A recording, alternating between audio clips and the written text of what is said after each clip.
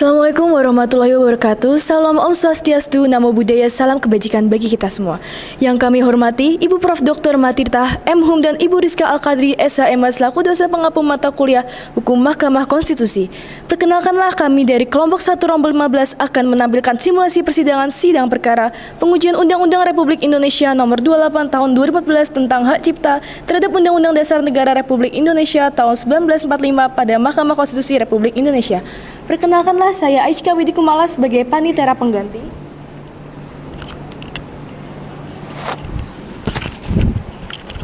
Saya Agresi Ebenata Gatorov sebagai Hakim Anggota 6. Saya Natasha Leazanati sebagai Hakim Anggota 5. Saya Raden Mas Agrarinda sebagai Hakim Anggota 2. Saya Aurega Dendesano sebagai Hakim Ketua. Saya Yevanya Sagita Purba sebagai Hakim Anggota 1. Saya Hilwatu Sadia sebagai Hakim Anggota 4. Saya Marlina Diustiani sebagai Hakim ketiga. Saya Rizky Ramadhani sebagai kuasa hukum pemohon. Saya Isano sebagai kuasa hukum pemohon. Saya Salsabila Amelia Putri sebagai Ahli Presiden. Saya Farel Ardanilali sebagai Ahli Pemohon 2. Saya Surya Hidayana sebagai Ahli Pemohon 1. Saya Cikal Gumiwang sebagai Saksi Pemohon. Saya Farel Maulana sebagai saksi pemohon. Saya Brilian Noval sebagai DPR. Saya Andik Febrian sebagai Ahli Kuasa Presiden. Saya Sahri Muhammad Mohani sebagai Juru Sumpah dan Petugas Sidang.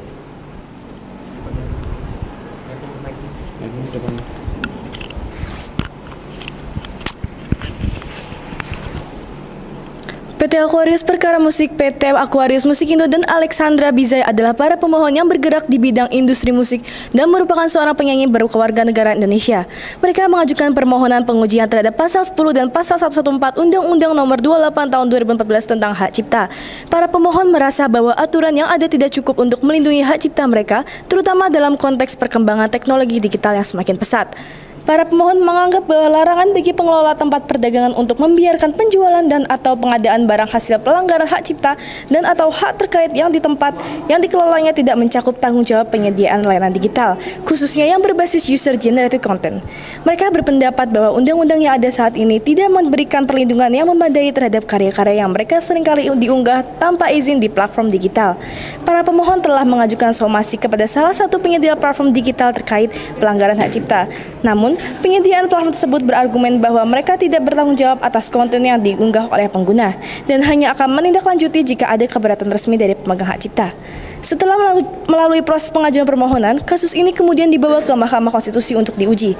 Para pemohon berharap agar MK dapat memperluas cakupan aturan dalam Pasal 10 dan Pasal 114 UU Hak Cipta agar lebih sesuai dengan perkembangan zaman dan memberikan perlindungan yang lebih baik terhadap hak cipta di era digital.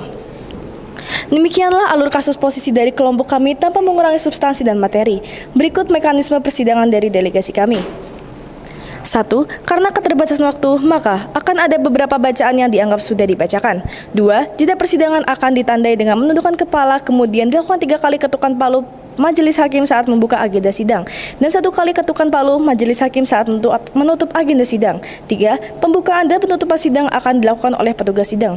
Selanjutnya, karena adanya keterbatasan waktu, maka ada beberapa hal yang perlu kami singkat. 1. Undang-Undang Dasar Negara Republik Indonesia tahun 1945 yang selanjutnya disebut dengan UUD 1945. 2. Undang-Undang Nomor 28 Tahun 2012 tentang hak cipta yang selanjutnya disebut dengan UUHC.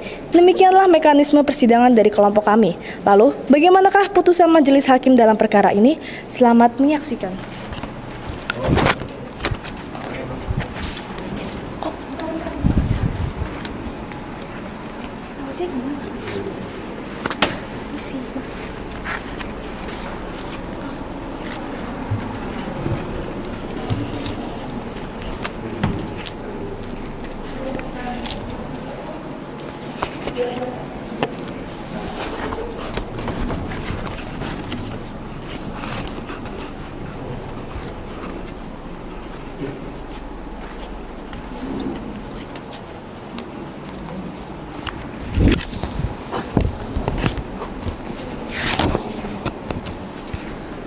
Tata tertib persidangan.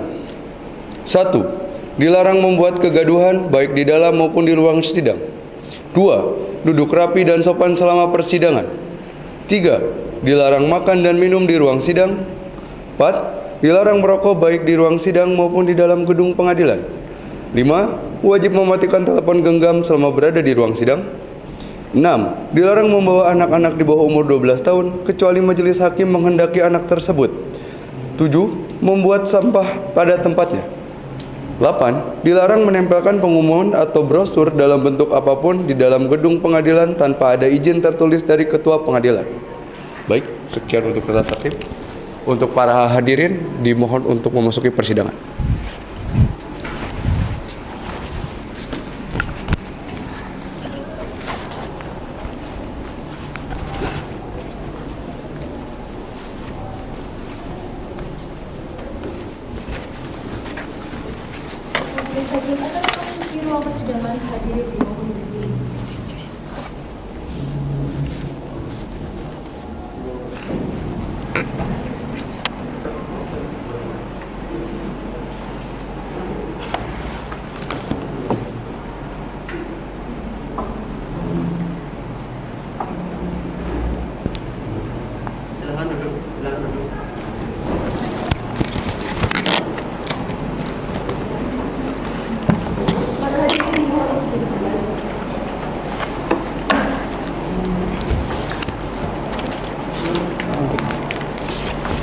Baik, bisa kita mulai. Sidang dalam perkara pengujian UU HC nomor 28 tahun 2014 tentang hak cipta perkara nomor 84/PU/21/2023 dengan ini dibuka dan terbuka untuk umum.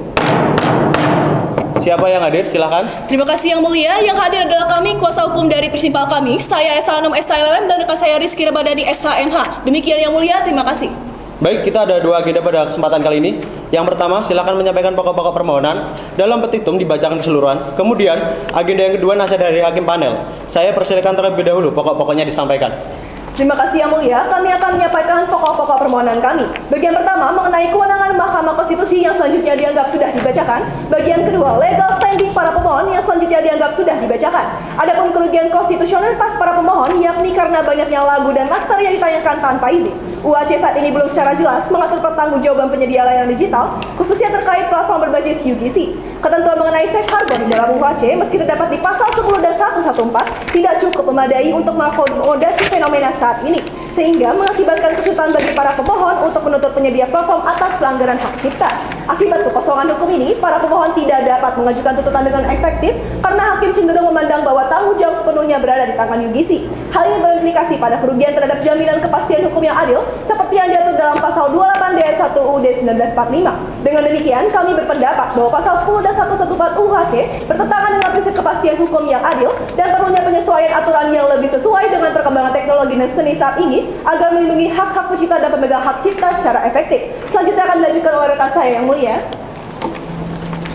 Kami melihat bahwa pasal 10 dan 114 UHC mencerminkan konsep safe harbor, di mana pembuatan dan pemuatan konten di media sosial tidak dianggap melanggar hak cipta selama tidak ada keberatan dari pemegang hak cipta. Namun, setelah keberatan diajukan, tanggung jawab penyedia platform berakhir, meskipun konten pelanggaran telah tersebar luas. Perubahan pola pikir di Uni Eropa menunjukkan bahwa penyedia platform kini diharapkan untuk proaktif dalam meminta izin dari pemegang hak cipta, serta menggunakan teknologi untuk mendeteksi pelanggaran.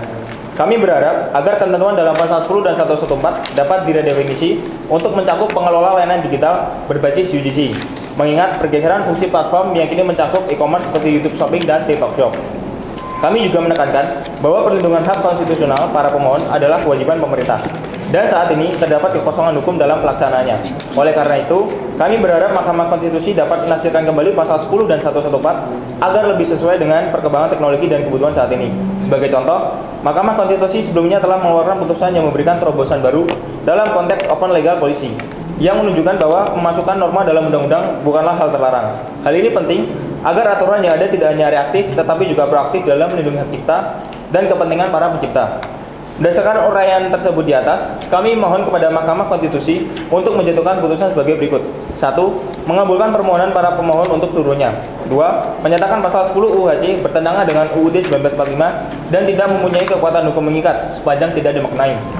Pengelola tempat perdagangan dan atau platform layanan digital berbasis user generated content dilarang membiarkan penjualan, penayangan, dan atau penggandaan barang hasil pelanggaran hak cipta dan atau hak terkait di tempat perdagangan dan atau layanan digital yang dikelolanya. 3. Menyatakan pasal 114 UU HC bertentangan dengan UUD 1945 dan tidak mempunyai kekuatan hukum mengikat sepanjang tidak dimaknai. Setiap orang yang mengelola tempat, perdagangan, dan atau platform layanan digital berbasis user generated content UGC dalam segala bentuknya yang sepatutnya mengetahui, membiarkan penjualan, penayangan, dan atau penggandaan barang hasil pelanggaran hak cipta dan atau hak terkait di tempat perdagangan dan atau layanan digital yang dikelolanya sebagaimana dimaksud dalam pasal 10 dipidana dengan pidana penjara paling lama 10 tahun dan atau denda paling banyak 4 miliar. 4. Memerintahkan pemuatan putusan Mahkamah Konstitusi ini dalam Berita Negara Republik Indonesia. Atau apabila majelis hakim berpendapat lain, mohon putusan yang seadil-adilnya. Ex aequo et bono. Demikian yang mulia. Baik, terima kasih. Berikutnya nasihat dari para hakim ya. Saya persilakan terlebih dahulu Ibu Jevanya. Terima kasih Yang Mulia Ketua Majelis Profesor Aurik. Hal-hal yang perlu saya tekankan adalah hak konstitusionalnya yang dirugikan itu nanti dipertajam lagi ya. Pengujian norma yang menjadi dasar permohonan harus didasarkan pada batu uji yang jelas. Saat ini narasi yang ada masih kurang menekankan norma-norma khusus yang mengatur perlindungan hak cipta. Penting untuk menggali kerugian yang dialami, baik potensial maupun aktual. Selain itu, pasal 28C ayat 1 UUD 1945 yang melindungi hak pengembangan diri dan manfaat dari seni dan budaya juga belum dijadikan dasar pengujian, padahal sangat relevan. Di sisi lain, perlu dipertanyakan apakah isu-isu seharusnya diatur dalam peraturan pemerintah atau regulasi yang lebih rendah. Ada ketidakjelasan dalam pengaturan yang ada sehingga masalah dalam pasal 10 dan pasal 114 tidak terlihat secara jelas. Dalam konteks ini, pasal 10 seharusnya diartikan sebagai larangan cipta, termasuk penayangan dan penggandaan konten yang melanggar. Tetapi hal ini belum diimplementasikan dengan jelas. Saya kira itu yang dapat saya tekankan. Saya kembalikan Yang Mulia. Baik, terima kasih Yang Mulia Prof. Jevanya. Berikutnya saya persilakan Bapak Dr. Agra.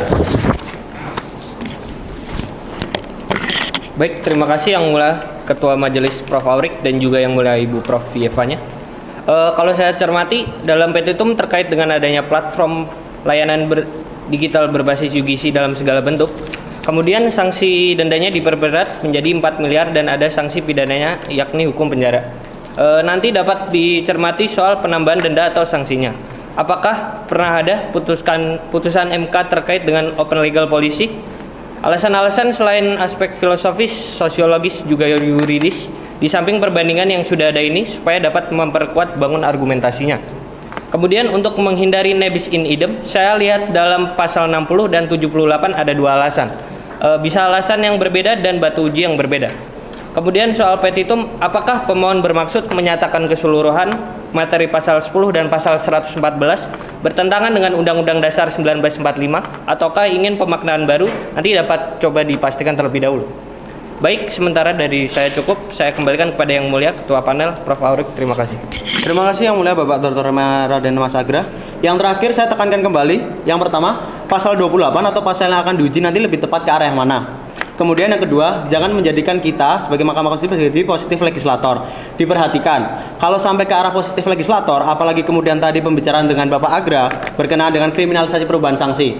Kemudian yang ketiga, secara keilmuan, supaya apa yang menjadi dasar permohonan Anda itu bisa diperkuat secara teori ilmu hukum. Begini ceritanya, ada perkembangan ilmu teknologi dan pengetahuan sehingga menyebabkan masyarakat itu berkembang. Hukum selalu tertinggal oleh kemajuan masyarakatnya. Dalam hal ini, kemajuan itu ada teori hukum yang bisa dipakai. Karena kemajuan teknologi informasi, maka menyebabkan adanya perkembangan hukum. Sehingga tadi sudah dikatakan, Anda mengatakan seberapa sedikit adanya kekosongan hukum. Oleh karena itu, dimohonkan untuk MK untuk segera menyesuaikan perkembangan itu melalui putusan MK. Sehingga tadi, ilmu perkembangan masyarakat ini dapat menjadi dasar sedikit mahkamah bergeser menjadi positif legislator. Kemudian yang keempat, coba dibenahi tadi sudah sedikit disinggung oleh Ibu Jevanya dan Bapak Agra. Pada waktu menjelaskan kedudukan hukum, ini dijelaskan tidak semata-mata hanya melalui kerugian ekonomi. Yang perlu dijelaskan pada waktu legal standing adalah kerugian konstitusionalnya. Tadi ditegaskan oleh Bapak Agra juga berakibat pada petitumnya ya. Petitumnya itu minta dimaknai. Kalau ini dinyatakan tidak hanya berlaku saja, kan nanti enggak atau malah terjadi lebih kekosongan hukum kalau dikatakan seperti itu. Sehingga lebih tepat kalau pemaknaan baru terhadap ini pada perkembangan ilmu pengetahuan dan teknologi. Itu posisinya nanti diperkuat. Ya, saya mungkin cukup ya pokok-pokok yang bisa saya sampaikan. Mungkin Ibu Jevanya ada tambahan? Bapak Agra ada tambahan? Cukup? Baik. Cukup dari masukan dari kami, pertimbangan yang harus dilengkapi tadi. Baik Yang Mulia, Baik, ada lagi yang ingin disampaikan? Cukup Yang Mulia, kami akan perbaiki sesuai dengan masukan dari Yang Mulia. Baik, kalau begitu kita sudah selesai 14 hari paling lambat pada hari Senin 11 September 2023 pukul 09.00 WIB. Perbaikannya baik hard copy maupun soft copy sudah diserahkan kepada kepanitraan. Baik, kalau cukup terima kasih Bu Yevanya dan terima kasih Bapak Agra. Terima kasih kuasa pemohon, sidang selesai dan ditutup.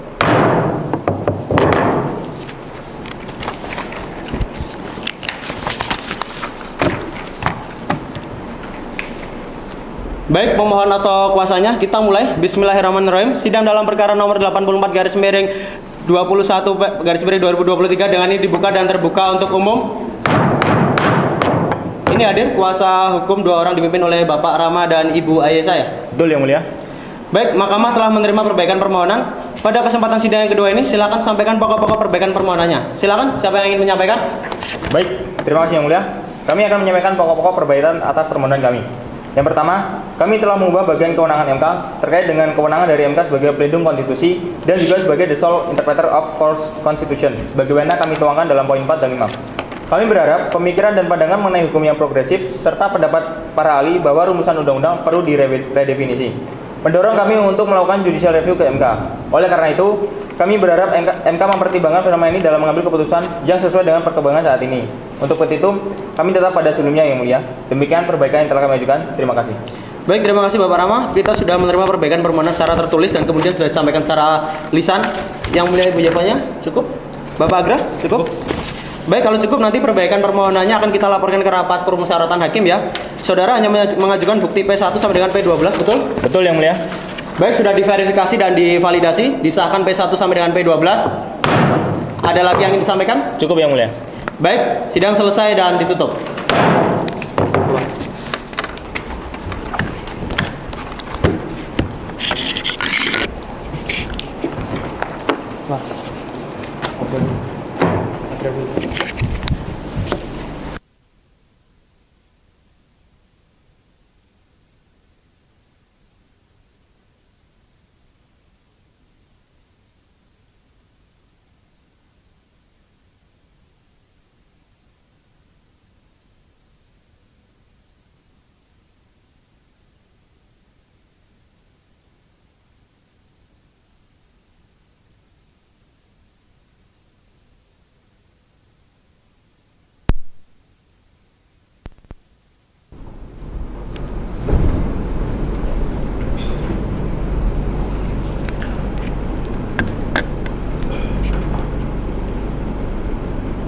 Silakan para hakim, silakan duduk.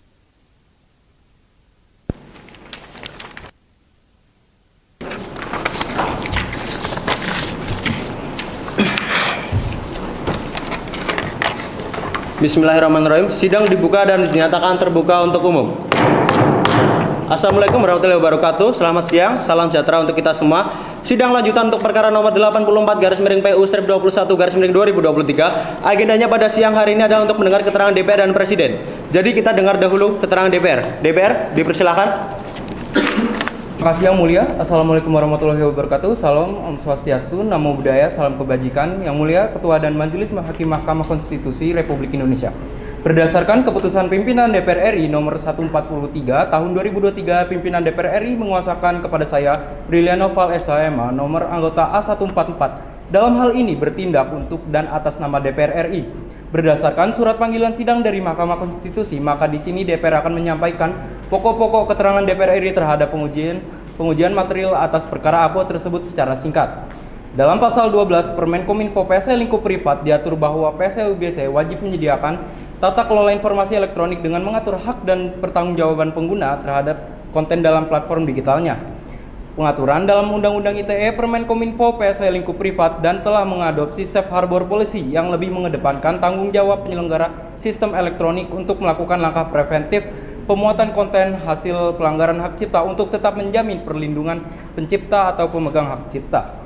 Undang-Undang ITE Permenkominfo PSE lingkup privat dan SE Menkominfo nomor 5 tahun 2016 telah menempatkan konten yang dimuat dalam suatu platform digital UGC sebagai informasi elektronik yang dilindungi serta denda pada saat telah terjadi dan terbuktinya ada pelanggaran atas hak cipta dalam suatu konten berbasis UGC. UHC dalam bab 8 pasal 54 sampai 56 memberikan kewenangan kepada pemerintah, Menteri Komunikasi dan Informatika untuk mengatur lebih lanjut mekanisme teknologi pengaman untuk setiap platform digital UGC. Bahwa pemerintah memberikan kewajiban pengelola platform digital berbasis UGC untuk memastikan konten yang ditayangkan atau dimuat bukanlah konten yang melanggar ketentuan perundang-undangan. Bahwa redaksi rumusan pasal 10 UU-HC ini dalam implementasinya dikaitkan dengan kondisi kemajuan zaman saat ini berpotensi terhadap ketidakpastian hukum. Khususnya terkait konten yang dimuat dalam platform digital UGC, apakah dapat dimaknai sama dengan barang hasil pelanggaran hak cipta, apakah dapat disamakan dengan tempat perdagangan. Oleh karenanya, UU-HC perlu memberikan pengaturan secara tegas mengenai platform digital berbasis UGC dan segala bentuk perkembangannya ke depan sebagai salah satu tempat perdagangan yang mewajibkan pengelolaannya untuk tidak melakukan pelanggaran hak cipta di platform digital yang dikelolanya. Terhadap dari para pemohon yang menyatakan bahwa Mahkamah perlu menambahkan suatu norma, yaitu hukum pidana penjara dan atau pidana denda layaknya hukuman terhadap pelaku pembajakan, DPR RI berpandangan sebagai berikut, bahwa Mahkamah Konstitusi dalam putusan MK PUU nomor 46 tahun 2016 dan putusan MK PUU nomor 106 tahun 2022 telah pada intinya Mahkamah Konstitusi tidak memiliki kewenangan untuk masuk wilayah kebijakan pidana atau politik hukum pidana, karena kebijakan pidana adalah kebijakan hukum terbuka atau open legal policy. Dalil dan petitum yang diajukan oleh para pemohon terhadap ketentuan pidana pasal 114 Undang-Undang AKUO jika dilihat secara utuh bukan sekedar memberi pemaknaan baru, tetapi juga suatu perumusan tindak pidana baru yang sudah masuk wilayah politik hukum yang merupakan kewenangan pembentuk undang-undang sebagai positif legislator. Sebab putusan MK yang bersifat final dan binding tidak hanya mengikat para pemohon saja, tetapi juga bersifat erga omnes yang mengikat setiap orang. Yang Mulia Ketua dan Majelis Hakim Konstitusi, demikian keterangan DPR RI disampaikan. Terima kasih Yang Mulia. Assalamualaikum warahmatullahi wabarakatuh. Terima kasih Bapak Brilian. Selanjutnya dari kuasa Presiden dipersilakan. Terima kasih Yang Mulia. Izinkan saya Andik Febrian, staf ahli bidang penguatan reformasi birokrasi, membacakan keterangan Presiden atas permohonan uji material yang selanjutnya telah dianggap dibacakan. Sebelum memberikan penjelasan terhadap pokok perkara yang dimohonkan, izinkanlah kami menyampaikan penjelasan umum terhadap materi yang dimohonkan sebagai berikut. Hak kekayaan intelektual bersifat eksklusif dan mutlak. Hak tersebut dapat dipertahankan terhadap siapapun dan yang mempunyai hak tersebut dapat menuntut terhadap pelanggaran yang dilakukan oleh siapapun. Pemegang atas hak kekayaan intelektual juga mempunyai hak monopoli, hak yang dapat dipergunakan dengan melarang siapapun tanpa persetujuannya membuat ciptaan atau penemuannya ataupun penggunaannya. Penjelasan terhadap materi yang dimohonkan. A. Secara prinsip bahwa pasal 10 dan pasal 114 UU-HC sudah mengakomodir dan tidak bertentangan dengan ketentuan pasal 28C ayat 1, pasal 28D ayat 1, dan pasal 28I ayat 4 dan ayat 5 UUD 1945 yang didalilkan para pemohon mengingat sebagaimana disebutkan di atas bahwa penyusunan UU-HC sudah mengadopsi ketentuan-ketentuan yang dapat mengantisipasi perkembangan zaman. Meskipun suatu saat undang-undang pasti akan mengalami revisi atau penggantian dengan undang-undang yang baru untuk mengantisipasi, menguatkan, atau memasukkan norma-norma baru dalam perkembangannya ke depan. B. Terhadap dalil-dalil yang dimohonkan disampaikan para pemohon mengenai kekosongan hukum, mengenai perlindungan hak cipta saat ini, kami tetap bekerja maksimal untuk mengatasi hal-hal tersebut. Sebagai contoh, mengenai pengelolaan royalti lagu dan atau musik agar dapat berjalan maksimal dalam penarikan, penghimpunan, dan pendistribusian, maka kami mengeluarkan Peraturan Pemerintah Republik Indonesia Nomor 56 Tahun 2021 tentang pengelolaan royalti bidang musik dan atau lagu dan peraturan turunannya yaitu Peraturan Menteri Hukum dan HAM Nomor 9 Tahun 2022 tentang Peraturan Pelaksanaan Peraturan Pemerintah Nomor 56 Tahun 2021 tentang pengelolaan royalti hak cipta lagu dan atau hak musik. C. Pasal 10 UU-HC merupakan ketentuan yang mengatur larangan bagi pengelola tempat perdagangan membiarkan penjualan barang hasil pelanggaran hak cipta dan atau hak terkait di tempat perdagangan yang dikelolanya. Dengan demikian, pertanggungjawaban atas peredaran karya cipta ilegal tidak hanya bertumpu pada pihak pengganda maupun penjual saja. Hal ini juga sejalan dengan ketentuan pasal 28C ayat 1, pasal 28D ayat 1 dan pasal 28I ayat 4 dan ayat 5 UUD 1945. Dalam bab 8 UHC mengatur tentang penggunaan karya cipta dan hak terkait dalam konteks teknologi dan informatika, termasuk penggunaan karya di internet, platform digital, aplikasi, dan layanan streaming. Dalam pasal 54 UHC disebutkan bahwa untuk mencegah pelanggaran hak cipta dan hak terkait melalui sarana berbasis teknologi informasi, pemerintah berwenang melakukan 1. Pengawasan terhadap pembuatan dan penyebarluasan konten pelanggaran hak cipta dan hak terkait. 2. Kerjasama dan koordinasi dengan berbagai pihak, baik dalam maupun luar negeri, dalam pencegahan pembuatan dan penyebarluasan konten pelanggaran hak cipta dan hak terkait. 3. Pengawasan terhadap tindakan perekaman dengan menggunakan media apapun terhadap ciptaan dan produk hak terkait di tempat pertunjukan. G. Bahwa UHC berupaya untuk menjamin perlindungan hak-hak pencipta, sehingga dengan kondisi perkembangan teknologi informasi saat ini perlu untuk meningkatkan perlindungan yang lebih efektif dan efisien. Sebagai wujud dari hal tersebut, pemerintah melalui Kementerian Hukum dan HAM dan Kementerian Komunikasi dan Informatika telah mengeluarkan peraturan bersama Menteri Hukum dan HAM dan Menteri Komunikasi Informatika nomor 14 tahun 2015 dan nomor 26 tahun 2015 tentang pelaksanaan penutupan konten dan atau hak akses penggunaan pelanggaran hak cipta dan atau hak terkait dalam bentuk elektronik yang didasarkan pada ketentuan pasal 54 dan pasal 55 UHC. Peraturan ini memberikan dasar hukum bagi pemegang hak cipta untuk mengajukan permohonan kepada kementerian atau lembaga terkait untuk menutup akses atau menghapus konten yang melanggar hak cipta atau hak terkait di platform digital atau situs web tertentu. H.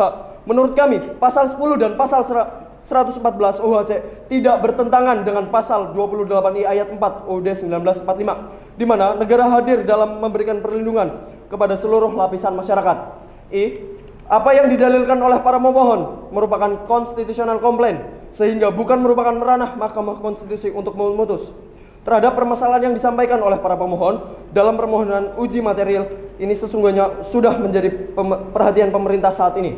Berikut kajian pemerintah yang dapat pemerintah sampaikan. Selanjutnya dianggap dibacakan. Petitum. Berdasarkan penjelasan sebagaimana tersebut di atas, pemerintah dengan ini memohon kepada Majelis Hakim Mahkamah Konstitusi berkenan untuk memberikan putusan dengan amar sebagai berikut. 1. Menerima keterangan pemerintah secara keseluruhan. 2. Menyatakan bahwa para pemohon tidak mempunyai kedudukan hukum atau legal standing. 3. Menolak permohonan pengujian para pemohon untuk seluruhnya atau setidak-tidaknya menyatakan permohonan pengujian para pemohon tidak dapat diterima. 4. Menyatakan pasal 10 dan pasal 114 UHC tidak bertentangan dengan ketentuan pasal 1 ayat 3, pasal 28C ayat 1, pasal 28D ayat 1, dan pasal 28I ayat 4 dan ayat 5 UUD 1945. Namun, apabila Majelis Hakim Mahkamah Konstitusi berpendapat lain, mohon memberikan putusan yang seadil-adilnya. Atas perhatian yang mulia Mahkamah Konstitusi, kami ucapkan terima kasih. Baik, terima kasih atas keterangannya Bapak Andik. Dari meja hakim, apa ada yang perlu didalami? Ibu Nata? Ya, terima kasih Pak Ketua. Pertanyaan dari saya adalah apakah penindakan dilakukan terhadap penyedia konten, medianya, atau pelaku utama pemalsuan itu sendiri? Mengingat pelanggaran ini dapat melibatkan beberapa pihak yang saling terhubung. Konten yang dipalsukan bisa dijual oleh oknum atau bahkan media itu sendiri turut melanggar. Oleh karena itu perlu dipastikan posisi pemerintah, baik Kumham maupun Kominfo. Apakah fokus pada pelaku perdagangan, penyedia konten, atau pelaku pelanggaran hak cipta? Selain itu, penting untuk mengidentifikasi apakah kasus-kasus ini sudah sampai ke pengadilan atau hanya di tataran implementasi, serta apakah ada kendala di norma hukum yang berlaku. Ya, itu saja dari saya. Terima kasih Pak Ketua. Baik, terima kasih. Masih ada satu lagi? Terima kasih yang mulia Pak Ketua. Saya nanti juga mau ditambahkan ya Pak Andik ya, terkait dengan naskah akademik mengenai pembahasan pasal 10 khususnya. Ya, karena di situ pasal 114 itu kan urutan dari pasal 10, norma pelanggaran itu ya. Kalau kita lihat dari dalam UHC, itu kan memang jelas sekali ya bahwa di situ ada dua hak moral maupun hak ekonomi sebetulnya. Yang keduanya memang harus bisa dilindungi, karena itulah sebetulnya esensi dari ciptaan itu. Nah, kalau saya dengar Pak Andik tadi mengatakan memang sudah ada yang melapor, kemudian udah ada pengawasan. Nah, ini sebetulnya yang melapor, apakah karena dari pemerintah yang proaktif, ataukah mereka yang kemudian melakukan laporan di situ, Pak? Cukup mungkin dari saya, Pak Mulia.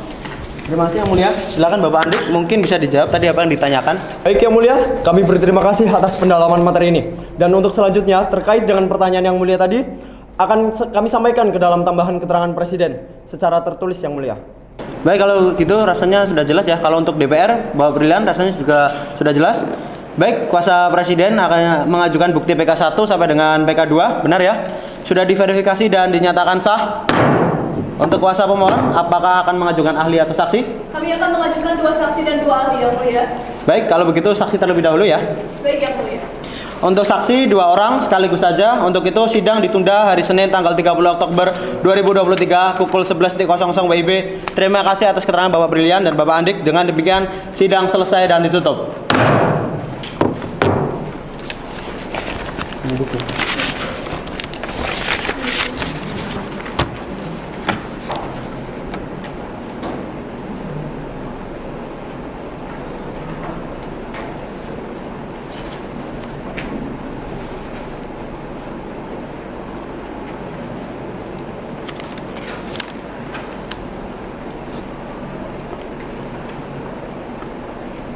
Kita mulai ya persidangan. Persidangan perkara nomor 84/PU/21/2023 dibuka dan persidangan dinyatakan terbuka untuk umum. Selamat siang. Assalamualaikum warahmatullahi wabarakatuh. Salam sejahtera untuk kita semua. Diperkenalkan untuk pemohon siapa saja yang hadir? Terima kasih, Yang Mulia. Hadir saya sendiri, Aisyah dan rekan saya Rizky Ramadhani, Yang Mulia. Baik, terima kasih. Kemudian dari pemerintah? Saya sendiri Yang Mulia, Andik Febrian dari kuasa Presiden. Baik, agenda sidang hari ini adalah mendengar keterangan saksi dari pemohon. Apakah saksi sudah siap? Sudah siap, Yang Mulia. Saksi pertama kami mendatangkan Cikal Buyong Nagari, Yang Mulia. Kemudian yang kedua ada Farel Maulana. Berdasarkan pasal 49 ayat 3 PMK nomor 2 tahun 2021 bahwa sebelum saudara menyampaikan keterangannya, saudara harus diambil sumpahnya terlebih dahulu. Baik, Yang Mulia, Marina Dewi Setiani mohon dipandu untuk saksi Islam. Tolong juru sumpah, tolong dibantu.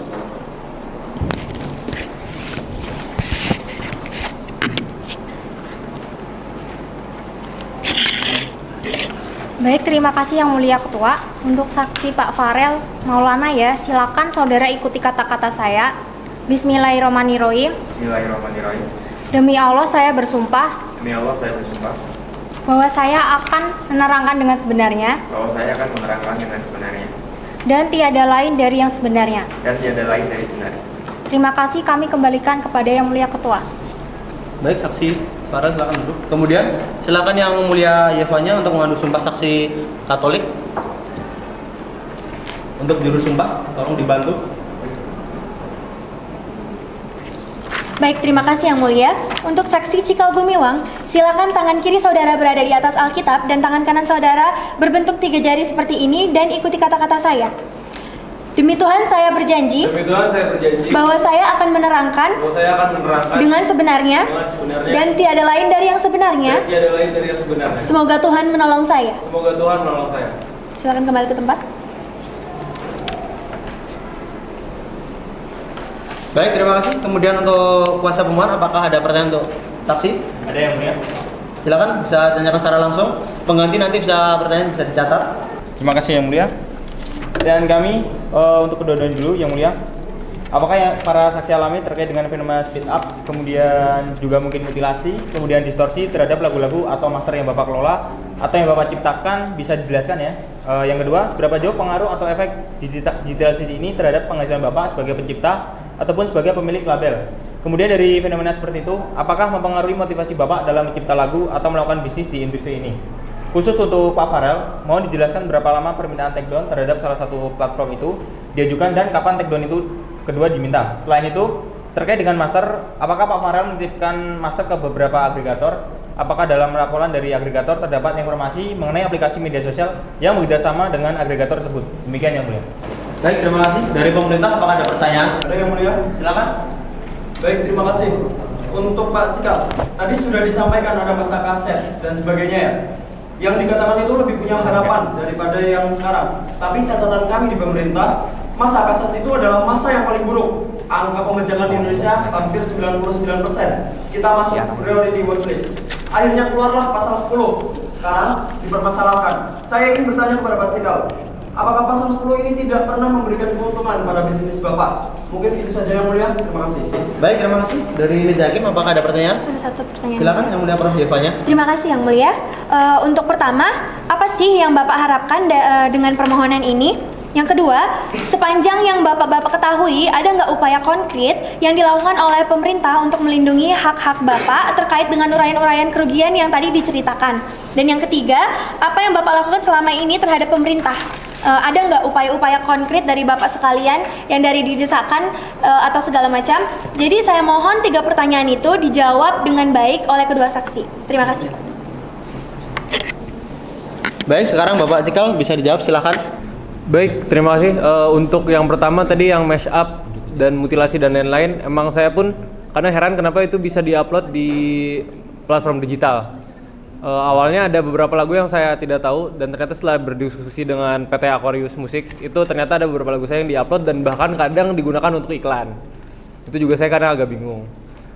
Lalu untuk yang masa-masa zaman dulu pembajakan ya, emang pada zaman dulu mungkin emang banyak banget pembajakan dalam bentuk CD kaset itu. Namun konkretnya yang terasa di saya itu adalah masa dulu malah lebih banyak penghasilan saya. Saya kurang ngerti kenapa bisa kayak gitu. Dan mengenai pasal 10 tadi, saya kurang paham juga sih untuk pasal 10 itu sendiri. Apakah mungkin penerapan dari regulasi itu belum bagus atau gimana? Tapi yang saya rasain itu zaman dulu lebih banyak pendapatannya masuk ke dalam saya dalam bentuk yang royaltinya itu lebih banyak zaman dulu dibanding sekarang di media digital ini. Nah, lalu untuk seberapa besar perubahannya saya juga kurang gang hitung juga, cuman kerasa lumayan besar. Nah, lalu untuk yang pertanyaan dari Prof. Eva-nya, mungkin zaman dulu juga kami sebagai musisi juga kurang bisa ngobrol terbuka seperti ini ya. Jadi untuk upaya sendiri saya nggak terlalu bisa terbuka kayak gini. Nah, untuk harapannya mungkin kedepannya untuk peraturan itu lebih mengatur lebih banyak agar kami sebagai musisi, sebagai pelaku musik ini dapat haknya secara adil gitu. Karena untuk seperti platform YouTube itu kita udah bisa ngambil royaltinya walaupun nggak banyak, tapi setidaknya itu bisa. Nah kalau YouTube bisa, mungkin media platform yang lainnya seperti Likee, Spotify gitu mungkin juga bisa harusnya. Mungkin itu aja sih dari saya yang boleh. Terima kasih. Terima kasih Bapak Cikal. Selanjutnya keterangan Bapak Farel. Baik, Assalamualaikum warahmatullahi wabarakatuh.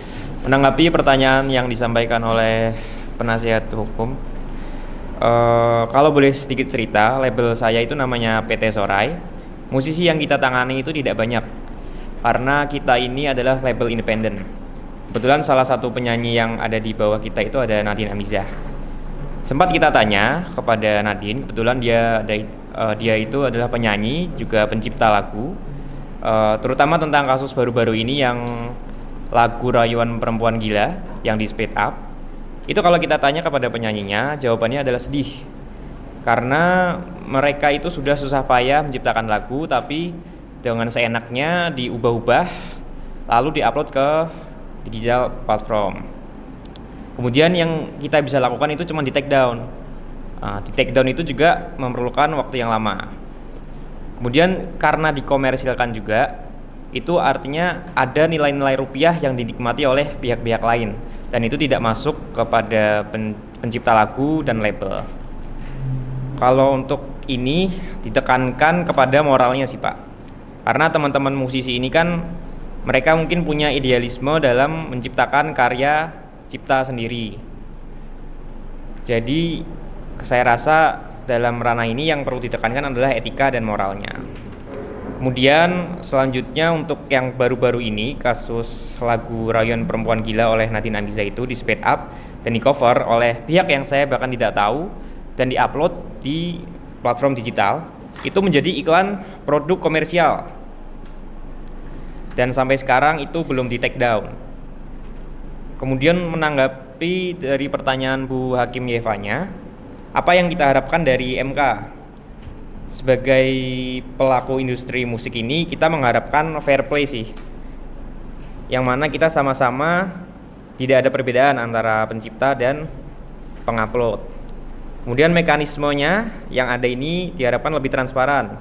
Seperti apa yang harus kita lakukan. Jadi jelas kemana kita harus melaporkan, kemana kita harus komplain, dan lain-lain. Menurut kami, platform digital ini juga harus bertanggung jawab terhadap isi konten yang ada. Karena dari pengalaman kita, untuk mengamati ribuan lagu ini sangat susah sekali Pak, apalagi untuk label besar. Jadi digital platform ini harusnya bertanggung jawab, apakah izinnya ada, apakah hak ciptanya ada, apakah boleh di cover, dan sebagainya. Ya, itu saja dari kami, dari saya cukup. Terima kasih. Saya mungkin tanya sedikit ya ke Pak Farel. Menurut Bapak, persoalan utama terletak pada media platform. Apakah mereka itu tidak memberikan royalti dengan benar? Meskipun tadi yang dijelaskan platform seperti Spotify kan merupakan kemajuan teknologi yang menyediakan berbagai lagu secara global maupun di Indonesia. Walaupun kita sesama pengguna yang maupun berlangganan atau tidak, kita sama-sama terpapar dengan iklan.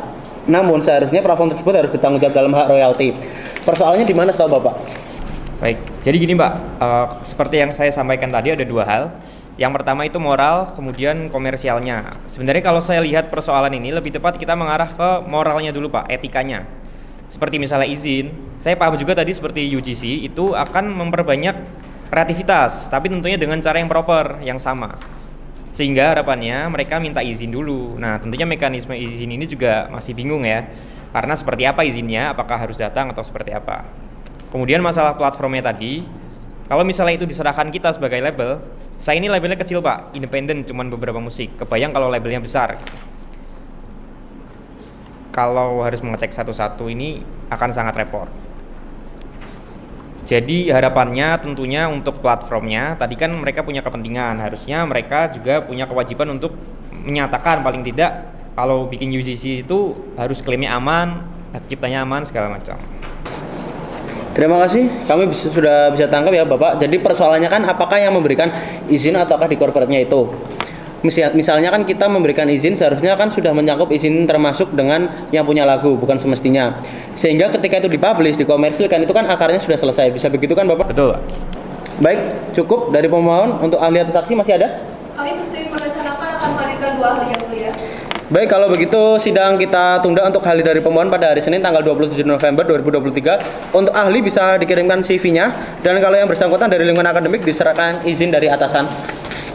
Terima kasih Bapak Tikal dan Bapak Farel untuk keterangannya, mudah-mudahan bermanfaat untuk kita di persidangan ini, begitu ya. Pemerintah nunggu giliran berikutnya, sidang selesai dan ditutup.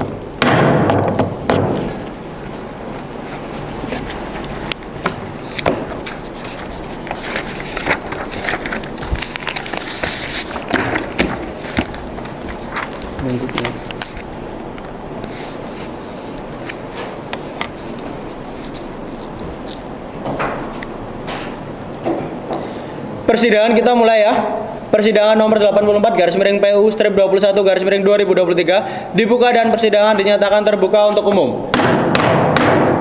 Selamat siang. Assalamualaikum warahmatullahi wabarakatuh. Salam sejahtera untuk kita semua. Pemohon atau kuasa hukumnya supaya diperkenalkan siapa saja yang hadir. Terima kasih yang mulia. Kami yang hadir, saya sendiri Rizky Madani dan saya Adung sebagai kuasa hukum. Dari pemerintah? Dari kuasa presiden hadir saya sendiri Andi Febrian yang mulia.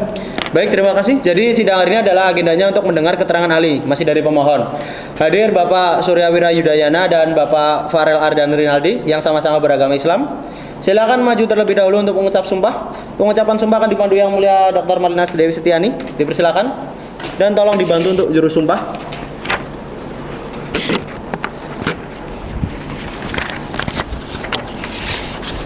Baik, terima kasih Yang Mulia Ketua. Untuk ahli pemohon Pak Suryawira Yudayana dan Pak Farel Ardan Rinaldi, ikuti lafal yang saya tuntunkan. Bismillahirrahmanirrahim. Bismillahirrahmanirrahim. Demi Allah saya bersumpah Demi Allah saya bersumpah sebagai ahli akan memberikan keterangan yang sebenarnya sebagai ahli akan memberikan keterangan yang sebenarnya sesuai dengan keahlian saya. sesuai dengan keahlian saya.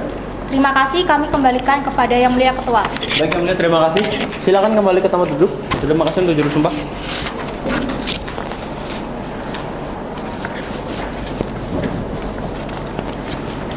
Kuasa pemohon, siapa yang akan dimintakan keterangan terlebih dahulu? Untuk ahli yang pertama dari Prof. Surya yang mulia. Baik, Bapak Surya, silakan ke podium untuk memberikan keterangan saudara.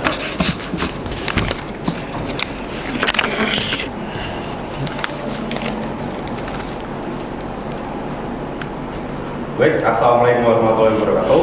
Majelis Hakim yang mulia, izinkan saya menyampaikan keterangan saya dalam sidang UUHC tahun 2014 di hadapan Mahkamah Konstitusi. Majelis Hakim yang mulia, perkembangan teknologi digital telah mengubah model bisnis di Indonesia. Pada era analog, industri didominasi oleh label yang menguasai industri rekaman, distribusi, dan penjualan karya musik dalam bentuk fisik, seperti piringan hitam, compact disc. Namun di era digital, para pencipta lagu dapat memproduksi dan mendistribusi karyanya secara mandiri melalui platform digital. UU HC nomor 28 tahun 2014, khususnya pasal 10, masih menggunakan terminologi barang yang relevan pada era perdagangan musik. Namun dalam konteks digital, istilah ini perlu diperluas mencakup tempat perdagangan berbasis teknologi digital agar tetap relevan dan adil bagi pemilik hak cipta. Tanpa perluasan makna, ketidakadilan akan muncul karena pasal tersebut tidak menjangkau pelanggaran dalam model bisnis musik digital saat ini. Hak cipta memberikan hak eksklusif kepada pencipta, meliputi hak moral dan hak ekonomi yang saling berkaitan antara keduanya. Hak moral seperti integrity rights melindungi karyanya dari perubahan tanpa izin. Namun, pemberian izin ini seringkali melibatkan imbalan ekonomi, menunjukkan keterkaitan antara kedua hak tersebut. Dalam era digital seperti saat ini, distribusi karya melalui jalur digital dilakukan dengan Spotify, Joox, dan YouTube, menghadirkan resiko pelanggaran hak cipta yang lebih masif. Oleh karena itu, narasi pasal 10 ini harus mencakup perdagangan digital untuk melindungi hak-hak kepemilikan hak cipta. Kesimpulannya, istilah tempat perdagangan barang dalam pasal 10 Undang-Undang Hak Cipta ini harus dimaknai mencakup platform digital dan UGC. Dengan perluasan ini, potensi kerugian pemilik hak cipta dapat diminimalisasikan. Sekian penjelasan saya. Terima kasih Yang Mulia. Baik, terima kasih Bapak Surya. Silakan duduk. Untuk berikutnya, Bapak Farel, silakan ke podium untuk memberikan keterangan saudara.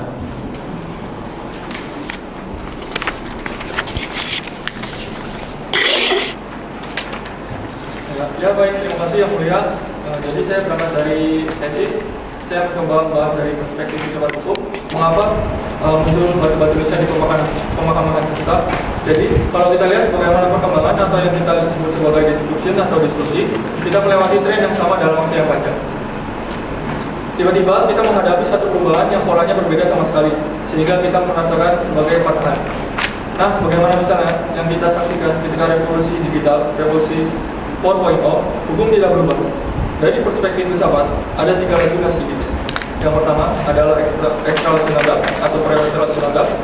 Priority lacuna gap terjadi karena keusahaan hukum, sehingga ketika ada perkara atau masalah baru, hukum tidak mampu melingkupi atau mengantisipasi masalah baru. Yang kedua adalah technical gap.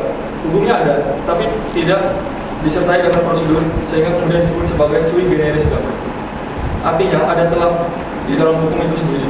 Yang ketiga adalah axiological gap. Hukum lepas dari kaidah atau tujuan dari mengapa hukum itu dirumuskan, diformulasikan, atau ditetapkan. Bisa jadi ketika pasal 10 itu dibuat, pembajakan dilakukan secara fisik, sehingga pasal 10 pada tahun 2014 dianggap adil, dianggap memadai, atau dianggap relevan. Tetapi terjadi disrupsi, dan terjadi revolusi teknologi. Nah, jadi terkait dengan persoalan ini, ketika terjadi lacuna maka bisa yang dilakukan amandemen oleh pembentuk undang-undang. Jadi membaca pasal 10 secara skriptualistik gagal menyelami kaidah di dalam pasal 10 karena pasal 10 dirumuskan untuk melindungi hak moral dan hak ekonomi pencipta yang dijamin oleh pasal 28C ayat 1 dan pasal 28D ayat 1 Undang-Undang Dasar 1945. Jadi setiap orang berhak memanfaatkan seni dan mengembangkan kemampuannya. Jadi pasal 28 menjamin hak prerogatif sang pencipta. Nah, terkait dengan konteks ini adalah ketika terjadi maju lacunae, saya menyebut hanya lacunae. Tetapi maju lacunae. Terima kasih Yang Mulia. Baik, terima kasih Bapak Farel. Kembali ke tempat duduk.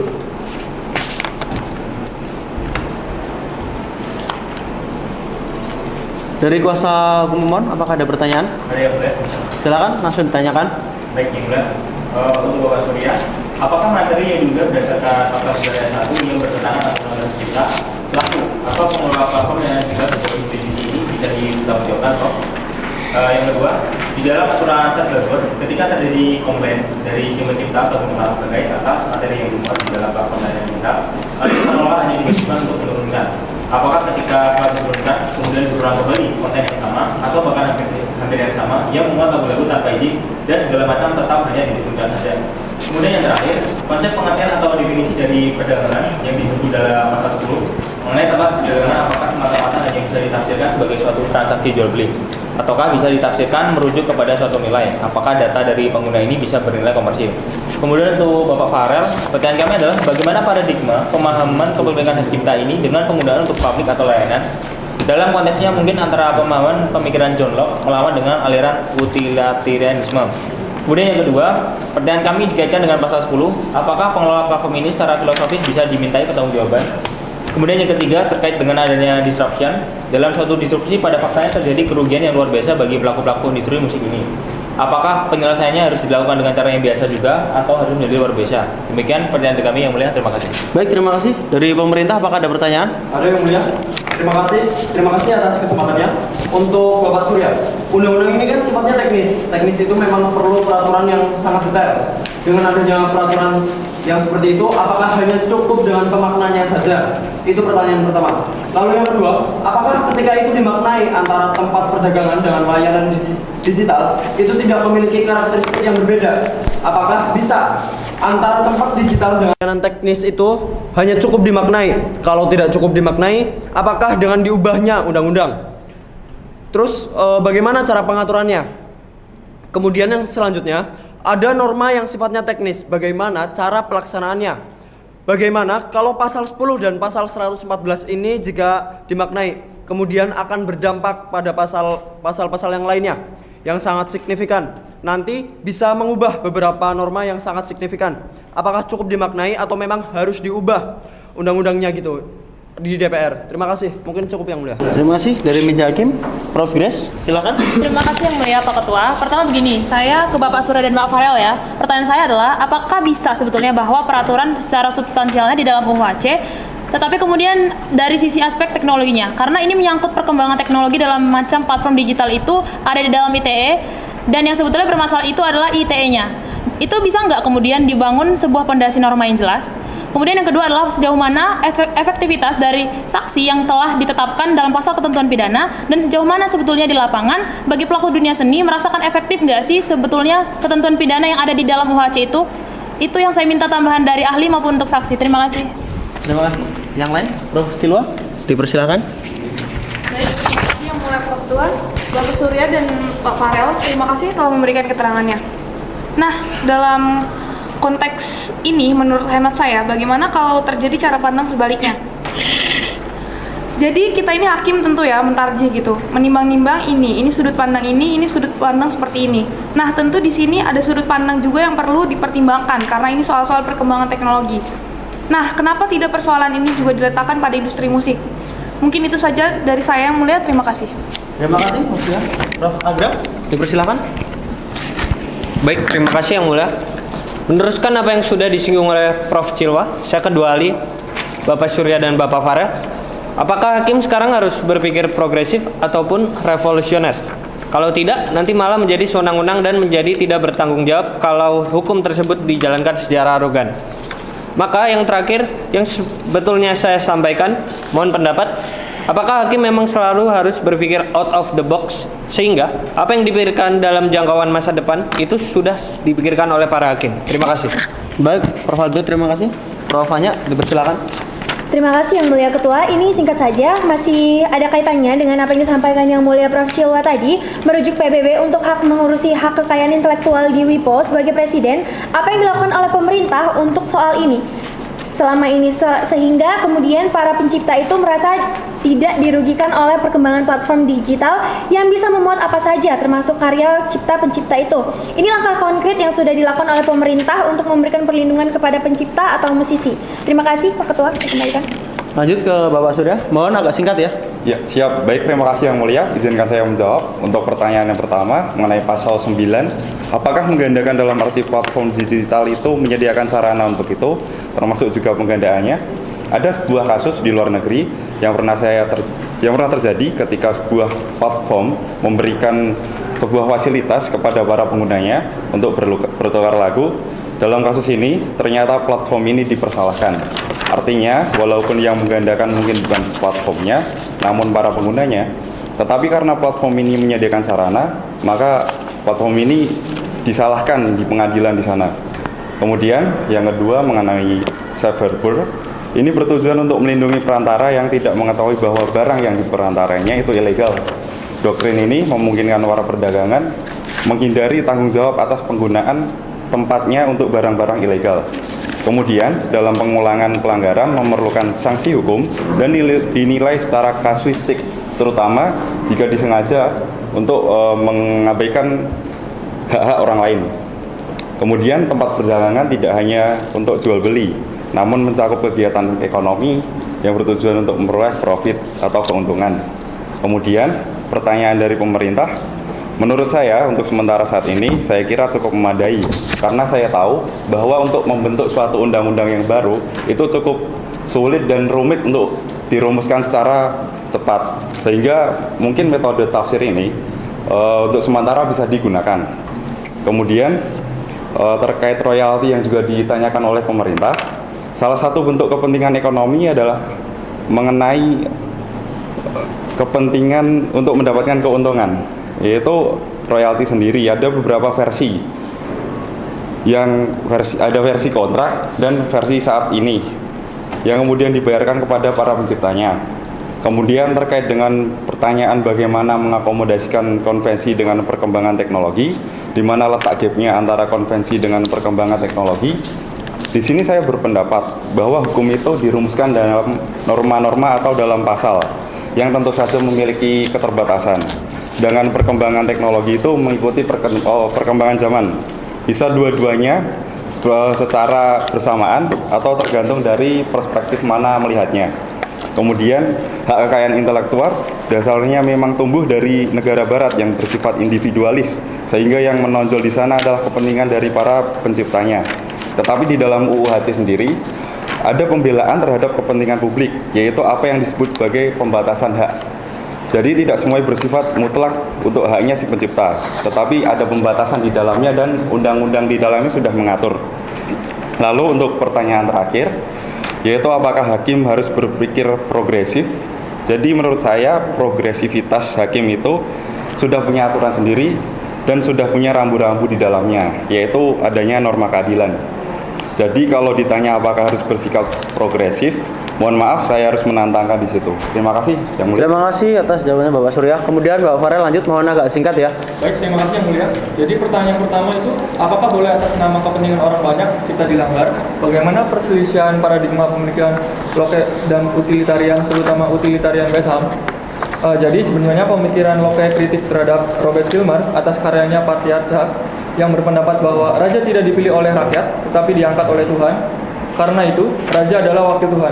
Karena wakil Tuhan, maka semua ini adalah milik raja.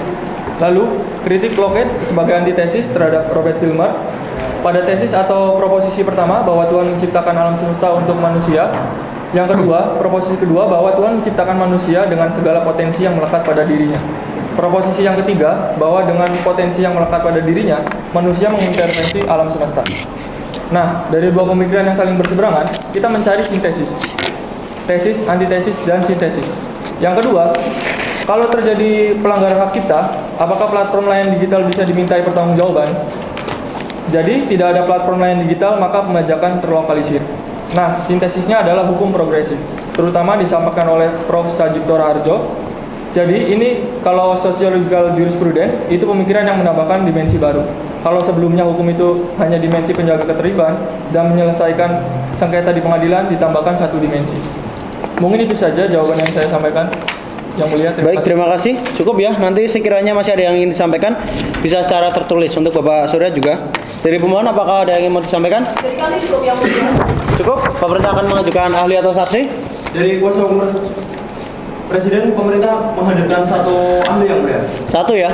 Untuk CV dan keterangannya supaya disampaikan 2 hari sebelum sidang yang ditentukan, termasuk izin dari atasan kalau dari kampus. Jadi sidang akan ditunda untuk mendengarkan ahli dari pemerintah hari Selasa tanggal 19 Desember 2023 pukul 10.30 WIB. Dengan demikian sidang selesai dan ditutup.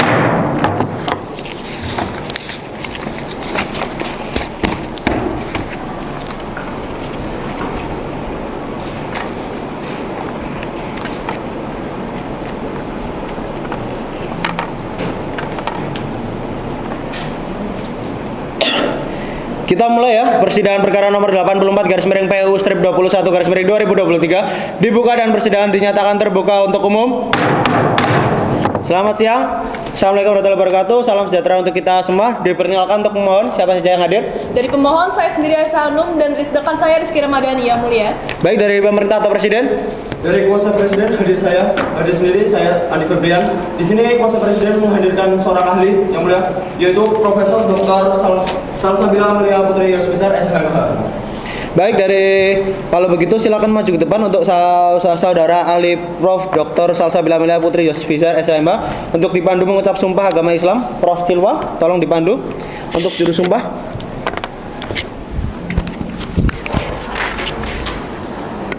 Baik Yang Mulia, terima kasih. Saudari ahli, ikuti lafal sumpah ahli yang akan saya tuntunkan menurut agama Islam. Bismillahirrahmanirrahim. Demi Allah saya bersumpah. Sebagai ahli akan memberikan keterangan yang sebenarnya. Sesuai dengan keahlian saya. Cukup Yang Mulia. Baik, terima kasih. Silakan saudara ahli maju ke podium untuk memberikan keterangannya.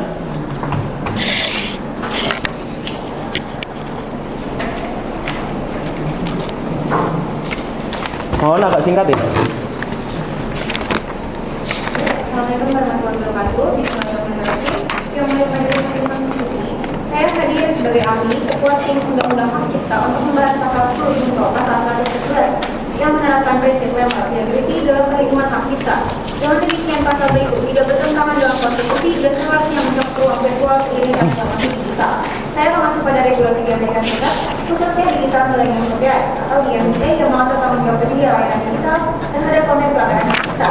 Praktik di Jerman menunjukkan bahwa operator platform dapat bertanggung jawab atas pelanggaran di platform mereka, sehingga mereka proaktif mencegah pelanggaran tersebut. Pasal 17 USC 512C angka 3 huruf A, setelah menerima pemberitahuan penghapusan perubahan, penyedia layanan harus mengajukan dalam cepat untuk menghapus atau menonaktifkan akses ke materi yang diklaim, melanggar atau menjadi subjek aktivitas pelanggaran. Jika penyedia layanan gagal melakukan hal ini, penyedia layanan tersebut dapat kehilangan perlindungan server dan dapat dikenakan tuntutan pelanggaran berdasarkan DMCA. Pelanggaran safe harbor diterapkan pada bidang lain. Pemerintah Amerika Serikat juga menyuarakan, khususnya dalam kaitannya dengan safe harbor policy di media sosial. Hal ini diungkapkan perwakilan pemerintah Presiden Biden mengatakan regulasi safe harbor yang melindungi perusahaan media sosial memiliki batasan. Dalam putusan tanggal 2 Juni 2022, Pengadilan Federal Jerman atau BGH memutuskan bahwa operator platform seperti YouTube dapat bertanggung jawab jika terbukti tidak melakukan upaya yang cukup untuk mencegah pelanggaran hak cipta. Putusan ini merujuk pada kasus pelanggaran hak cipta penyanyi Sarah Brightman di YouTube. Meskipun tersumbat menghapus konten tersebut, namun pelanggaran serupa terus terjadi. Pengadilan tinggi menilai bahwa YouTube seharusnya melakukan tindakan lebih lanjut untuk mencegah pelanggaran berulang. Undang-undang Jerman pun mewajibkan penyedia platform atau proaktif dalam mencegah pelanggaran hak cipta, termasuk dengan melakukan kontrak penggunaan dan memblokir konten yang melanggar hak cipta. Saat ini, model komersialisasi telah beralih dari ruang fisik ke ruang digital, mengidentikan semua masalah fisik dan platform digital dalam konteks framework liability dengan melihat praktik di berbagai negara, dengan tetap berpegang pada general principle of law. Disinilah pentingnya konten yang diunggah oleh akun yang bukan pemilik hak ciptanya. Selain merugikan hak ekonomi pencipta dan hak terkait, tetapi juga akan menguras kreativitas dan kehilangan spirit untuk mencipta kreasi, musik dan lagu yang baru yang berujung pada tergabungnya perkembangan ekonomi kreatif nasional. Bahwa dalam pasal 10 junto pasal 114 pada dasarnya dapat ditafsirkan secara ekstensif. Hakim tentu diberikan kebebasan untuk melakukan interpretasi dalam menerapkan dasar hukum yang jelas ketika mengadili perkara yang diajukan kepadanya.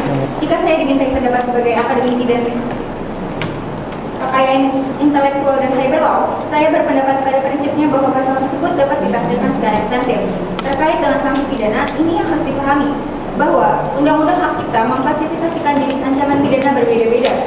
Misalnya untuk pembejakan, pelanggaran, penggandaan, dan lain-lain. Bahwa saat ini disadari hukum selalu tertinggal dari teknologi. Untuk mengatasinya, maka saya tengah mengembangkan teori hukum transformatif. Dalam konteks teori hukum transformatif, hukum terdiri atas asas, norma, lembaga, serta proses pembentukan, penegakan, dan implementasi hukum tersebut.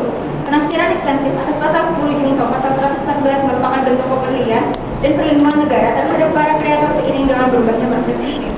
Objek hak cipta dari simulasi virtual menjadi model bisnis dari platform digital. Sebagai bentuk penutup dari saya ingin menyampaikan ada gium yang mendukung perlindungan hak cipta untuk membangun kreativitas anak negeri. Nikmati karyanya, hargai pencipta dan kreatornya, lindungi kekayaan intelektualnya. Wassalamualaikum warahmatullahi wabarakatuh. Baik, terima kasih atas keterangan saudara Salsabila. Silakan kembali ke tempat duduk. Dari pemerintah, jika ada hal yang ingin ditanyakan langsung aja ditanyakan ya. Baik, terima kasih Yang Mulia atas kesempatannya.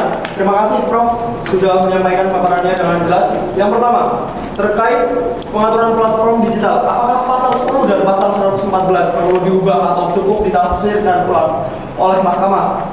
Jika ditafsirkan ulang, masalah utama yang muncul adalah bagaimana cara memberikan sanksi yang efektif terhadap pelanggaran yang terjadi di platform digital. Kemudian, jika mahkamah memutuskan untuk memperluas pengertian fisik, itu berubah menjadi non-fisik, apakah keputusan ini adil bagi semua pihak yang terlibat, seperti para pencipta, produser rekaman, dan pemerintah? Apakah penafsiran yang lebih luas ini akan memberikan manfaat dan tidak menimbulkan masalah baru kemudian hari? Selanjutnya, saya ingin membahas adopsi konsep Lex Informatika dalam UU Penafsiran Hukum atau UU Pembentukan Peraturan Perundang-undangan. Hal ini penting untuk menafsirkan pasal 10. Mengingat pernyataan Prof bahwa konsep ini tidak bertentangan dengan UUD 1945, saya mohon adanya jembatan untuk melakukan tafsir bersama. Mungkin itu saja dari saya, Yang Mulia. Baik, terima kasih. Dari pemohon kalau sudah jelas tidak perlu ditanyakan lagi ya. Baik, terima kasih Yang Mulia. Tadi Prof menyebutkan bahwa platform digital harus proaktif. Salah satunya adalah dengan membuat perjanjian dengan pemegang hak cipta sebelum konten diunggah. Lalu bagaimana jika platform menolak untuk bekerja sama karena si platform ini tidak memiliki izin atau tidak berkontrak? Hal ini tentu dari pemegang hak cipta atau pemilik hak terkait tidak akan mendapatkan perolehan apapun. Ganti rugi pun juga sulit karena tidak ada alamatnya di Indonesia. Selain itu, saya juga ingin bertanya, apakah jenis pidana yang diterapkan di Amerika Serikat atas pelanggaran hak cipta di platform digital juga dapat diterapkan di Indonesia? Demikian Yang Mulia, terima kasih. Baik, terima kasih dari Hakim. Yang Mulia Prof. Cilo, silakan. Baik, terima kasih Yang Mulia Pak Ketua. Saudari ahli, terima kasih atas keterangannya sebagai keterangan ahli. Saudari ahli telah menyampaikan pentingnya adaptasi dalam menghadapi era digital yang terus berkembang pesat. Namun penerapan teknologi ini di Indonesia masih perlu ditingkatkan. Nah, dalam konteks ini menurut saya, apakah ada pemikiran dari saudari ahli masa durasi yang dapat terdeteksi oleh kemajuan teknologi yang akan datang? Perihal lagu atau hak cipta yang dihasilkan, apakah akan terdeteksi bahwa ini dapat ditampilkan secara tidak sesuai dengan ketentuan atau dengan kata lain melanggar hak cipta dari pencipta? Tetapi karena sekarang ini belum sampai ke sana, bagaimana mengatasi sebelum nanti betul-betul settle nanti persoalan teknologi yang bisa mendeteksi itu? Mungkin itu dari saya Yang Mulia, Pak Ketua, terima kasih. Cukup? Silakan saudara ahli, mohon dijawab secara singkat. Baik, saya akan menjawab beberapa pertanyaan. Yang pertama tadi dari pihak pemerintah menanyakan apakah pasal 10 dan pasal 114 perlu adanya perubahan jika ingin mempertegas konstitusional bersyarat dan seterusnya. Jadi pada prinsipnya, ketika konstitusional yang telah kami buat ini, saya ketua tim yang mengkonsep ini sengaja memasukkan pasal 10 ini sebagai landlord liability untuk melindungi para pencipta. Jadi soal pertanyaan tadi juga ditanyakan oleh pemohon, dari mana kenakan sanksi dan seterusnya, itu sebenarnya sudah ada di pasal 114 yang mengatakan bahwa tidak perlu ada sanksi pidana yang baru. Karena sanksi pidana pasal 10 ada di pasal 114 yaitu mengenakan denda sebesar 100 juta rupiah dan seterusnya. Lalu kemudian apakah ada sanksi yang ada di UU HT ini? Sanksi lainnya itu tadi sebenarnya ada, yaitu mengenai takedown. Jika nantinya ada pelanggaran hak cipta yang sudah terdeteksi melanggar hak cipta, maka sebenarnya itu bisa langsung di takedown, tapi dari Menkumham sendiri akan berkoordinasi bersama Menkominfo karena untuk takedown sendiri itu kewenangannya ada di Menkominfo. Lalu untuk selanjutnya tadi pertanyaan dari pihak pemerintah terkait apakah adil untuk semua pihak dan apakah bermanfaat. Menurut saya yang paling penting bukanlah kriminalisasi, karena menurut saya kriminalisasi itu sendiri hanya merugikan penciptanya karena sang pencipta tidak akan mendapatkan hak ekonominya. Jadi menurut saya pendekatannya lebih ke remuneratif karena dengan pendekatan itu para pencipta dapat mendapatkan hak ekonominya.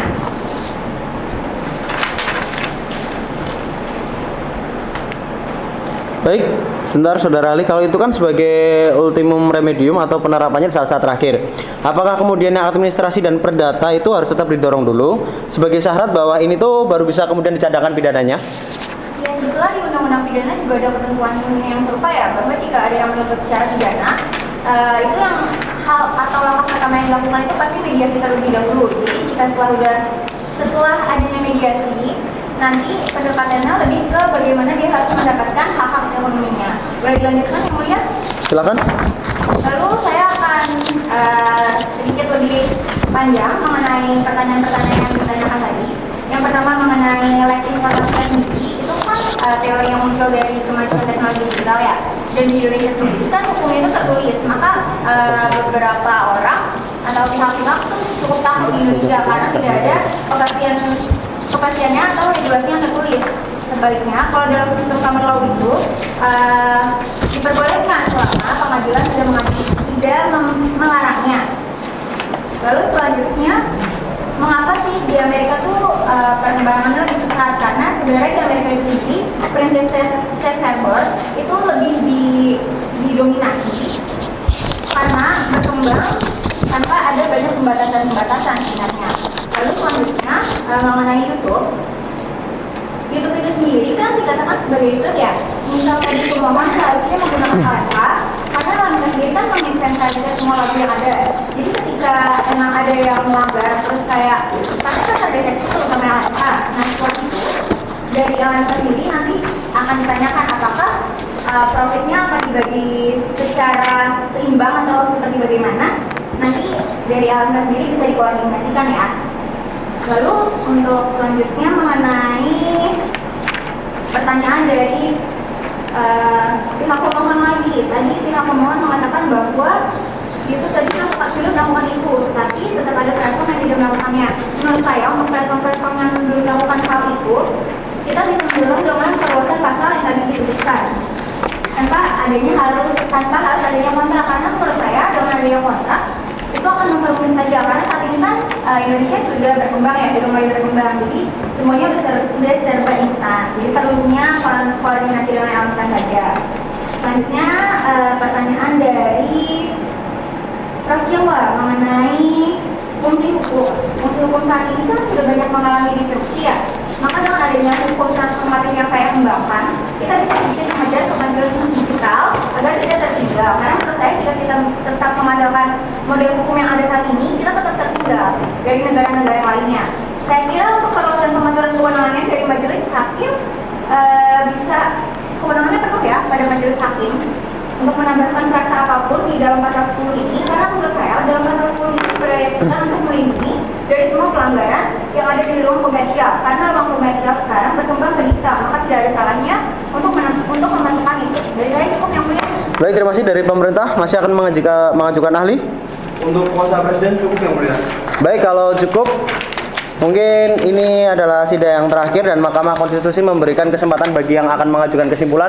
Ditunggu kesimpulannya sampai hari Rabu tanggal 7 Februari tahun 2024 pukul 11.00 WIB. Terima kasih Prof atas keterangannya. Mudah-mudahan bermanfaat untuk pengambilan putusan dalam perkara ini. Sidang selesai dan ditutup.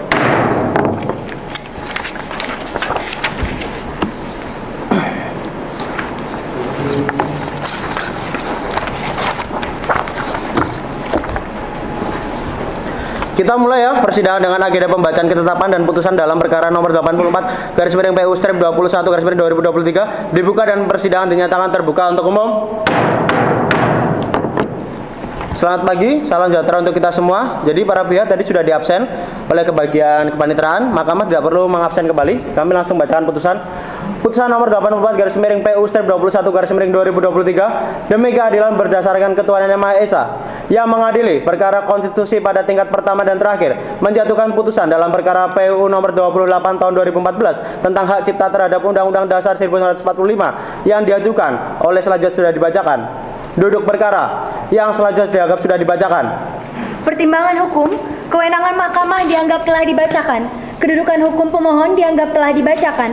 Menimbang bahwa oleh karena mahkamah berwenang mengadili permohonan akuo, maka selanjutnya mahkamah akan mempertimbangkan pokok permohonan para pemohon berikut. Pokok permohonan menimbang bahwa dalam mendalilkan inkonstitusional pasal yang diuji, para pemohon mengemukakan dalil-dalil permohonan yang pada pokoknya sebagai berikut. Selengkapnya dimuat lengkap pada bagian duduk perkara. 1. Bahwa menurut para pemohon, pasal 10 UU HC mengatur larangan bagi pengelola pusat perdagangan untuk membiarkan penjualan dan penggandaan hasil pelanggaran hak cipta. Namun, larangan ini belum efektif karena hanya berlaku untuk pengelola pusat perdagangan. Sementara saat ini banyak platform digital yang menyediakan media untuk menyimpan dan menampilkan konten yang melanggar hak cipta, terutama terkait musik dan lagu tanpa izin dari pemegang hak. 2. Bahwa menurut para pemohon, pemanfaatan hak cipta atas musik dan lagu tidak memberikan manfaat bagi pencipta dan pemilik hak terkait, karena royalti yang seharusnya dibayarkan tidak ada. Selain itu, hak moral pencipta sering dilanggar, dengan nama mereka diganti oleh pengunggah. 3. Bahwa menurut para pemohon, sanksi hukuman yang dituangkan dalam pasal 114 UU HC belum dapat dipergunakan untuk menjerat pengelola platform layanan digital berbasis UGC oleh karena sempitnya makna pengelolaan tempat perdagangan. 4. Bahwa menurut para pemohon, rumusan dalam pasal 10 dan pasal 114 UU HC tidak memadai untuk melindungi hak konstitusional mereka atas perlindungan hukum yang adil. Bahwa berdasarkan uraian dalil-dalil tersebut di atas, para pemohon pada pokoknya memohon agar Mahkamah 1. Menyatakan pasal 10 UU HC bertentangan dengan UUD 1945 dan tidak mempunyai kekuatan hukum mengikat sepanjang tidak dimaknai. Pengelola tempat perdagangan dan atau platform layanan digital berbasis UGC dilarang memberikan penjualan, penayangan, dan atau penggandaan barang hasil pelanggaran hak cipta dan atau hak terkait di tempat perdagangan dan atau layanan digital yang dikelolanya. 2. Menyatakan bahwa pasal 114 UU HC bertentangan dengan UUD 1945 dan tidak mempunyai kekuatan hukum mengikat sepanjang tidak dimaknai. Setiap orang yang mengelola tempat perdagangan atau platform layanan digital berbasis UGC wajib mengetahui dan tidak membiarkan penjualan, penayangan dan atau penggandaan barang hasil pelanggaran hak cipta dan atau hak terkait di tempat yang dikelolanya, yang diancam dengan pidana paling lama 10 tahun dan atau denda paling banyak 4 miliar rupiah. Menimbang bahwa untuk mendukung dalil permohonannya, para pemohon telah mengajukan alat bukti berupa surat atau tulisan yang diberi tanda bukti P1 hingga P13 yang telah disahkan dalam persidangan. Menimbang bahwa setelah mahkamah memeriksa dengan seksama permohonan para pemohon, keterangan DPR, keterangan Presiden, keterangan ahli dan saksi, para pemohon, keterangan ahli Presiden, bukti-bukti surat atau tulisan yang diajukan oleh para pemohon dan Presiden, kesimpulan tertulis oleh para pemohon dan Presiden sebagaimana selengkapnya dimuat dalam bagian duduk perkara, Mahkamah selanjutnya mempertimbangkan pokok permohonan para pemohon.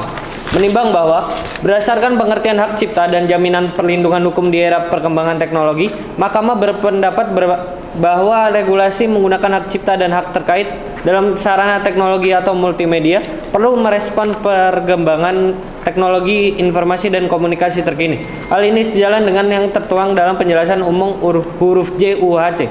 Menimbang, selanjutnya Mahkamah akan mempertimbangkan persoalan konstitusionalitas norma UU HC yang dipersoalkan oleh para pemohon yang pada pokoknya sebagai berikut. 1. Apakah benar norma pasal 10 UU HC tidak dapat menjerat atau menjangkau pelanggaran hak cipta yang menggunakan platform layanan yang berbasis UGC karena tidak ada larangan dari pengelola platform layanan digital yang berbasis UGC sehingga bertentangan dengan Undang-Undang Dasar 1945 sebagaimana didalilkan oleh para pemohon. 2. Apakah benar rumusan pasal 114 UU HC sangat terbatas dan sempit sehingga tidak mampu melindungi hak konstitusional para pemohon atas jaminan perlindungan yang adil karena rumusan pasal Aquo tidak mengikut perkembangan teknologi sehingga bertentangan dengan Undang-Undang Dasar 1945. Menimbang bahwa terhadap permasalahan konstitusionalitas sebagaimana tersebut dalam rangkap dalam angka 1 paragraf tersebut di atas, Mahkamah mempertimbangkan sebagai berikut. Menimbang bahwa berkenaan dengan dalil para pemohon yang mempersoalkan konstitusionalitas norma pasal 10 UU HC, Mahkamah perlu mengutip kembali pasal 10 UU HC secara utuh yang menyatakan pengelolaan tempat perdagangan dilarang membiarkan penjualan dan atau pengadaan barang hasil pelanggaran hak cipta dan atau hak terkait di tempat perdagangan yang dikelolanya. Menimbang menurut para pemohon ketentuan tersebut belum mampu menjangkau para pelanggar hak cipta khususnya pengelola platform layanan digital berbasis UGC karena mereka membiarkan atau tidak melarang penggunaan untuk mengupload atau mengunduh konten yang melanggar hak cipta. Menimbang terkait dengan dalil para pemohon tersebut, Mahkamah berpendapat bahwa perlindungan terhadap pelanggaran hak cipta dan atau hak terkait yang menggunakan sarana berbasis teknologi saat ini diatur oleh UU HC. Pengaturan tersebut mencakup hak dan kewajiban para pencipta, pemegang hak cipta dan atau hak terkait. Namun pada kenyataannya pengaturan yang ada tersebut belum mampu menjangkau berbagai bentuk pelanggaran yang terjadi di era kemajuan teknologi saat ini. menimbang bahwa dengan mencermati secara seksama rumusan pasal 10 UU Aceh yang menyatakan pengelola tempat perdagangan dilarang membiarkan penjualan dan atau penggandaan barang hasil pelanggaran hak cipta dan atau hak terkait di tempat perdagangan yang dikelolanya.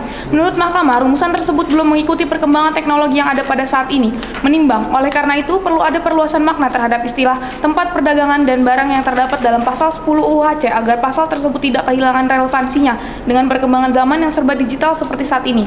Sebagaimana telah dinyatakan dalam konsiderans menimbang huruf BU nomor 28 tahun 2014 bahwa perkembangan ilmu pengetahuan, teknologi, seni dan sastra sudah demikian pesat sehingga memerlukan peningkatan perlindungan dan jaminan kepastian hukum bagi pencipta, pemegang hak cipta dan pemilik hak terkait. Menimbang hal tersebut juga sejalan dengan pasal 27 ayat 2 dalam DUHAM yang menyatakan bahwa setiap orang berhak untuk memperoleh perlindungan atas keuntungan-keuntungan moral maupun material yang diperoleh sebagai hasil karya ilmiah, kesusastraan atau kesenian yang diciptakannya, serta pasal 15 ayat 1 huruf C dari Kovenan Internasional Hak-Hak Ekonomi, Sosial dan Budaya yang menyatakan negara-negara pihak pada kovenan ini mengakui hak setiap orang untuk memperoleh manfaat dari perlindungan atas kepentingan moral dan material yang timbul dari karya ilmiah, sastra atau seni yang telah diciptakannya.